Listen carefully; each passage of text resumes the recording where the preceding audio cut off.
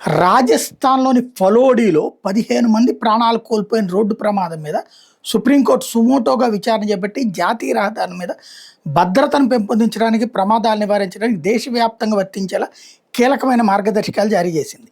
ఈ అంశానికి సంబంధించి ఏదైతే చెడ శాస్త్రి గారికి సంబంధించిన ఒక కథనం చూద్దాం.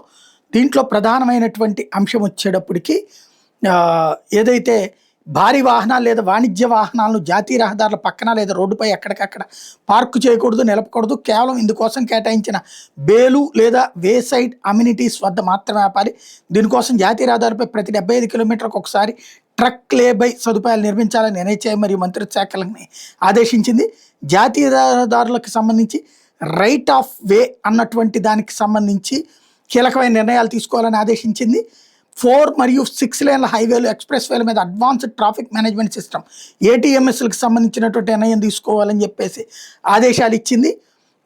అదే సందర్భంలో రాబోయేటటువంటి రోజుల్లో జరగబోయేటటువంటి అంశాలలో తీసుకోవాల్సిన చర్యలను కూడా జాతీయ రహదారి వెళ్లే ప్రతి జిల్లాలో జిల్లా యంత్రాంగం, పోలీస్, NHA, PWD మరియు స్థానిక సంస్థల అధికారులతో కూడా డిస్ట్రిక్ట్ హైవే సేఫ్టీ టాస్క్ ఫోర్స్ని ఏర్పాటు చేయాలి. హైవే పెట్రోలింగ్ కోసం రాష్ట్ర పోలీసు మరియు రవాణా శాఖ సిబ్బంది ప్రత్యేక బృందాలను ఏర్పాటు చేయాలని ఆదేశించింది. జాతీయ రహదారి మీద ప్రతి 75 కిలోమీటర్ల పరిధిలో బేసిక్ లైఫ్ సపోర్ట్ అంబులెన్సుల్ని రికవరీ క్రేన్లు 60 రోజుల్లోగా అందుబాటులో ఉంచాలని ఆదేశించింది.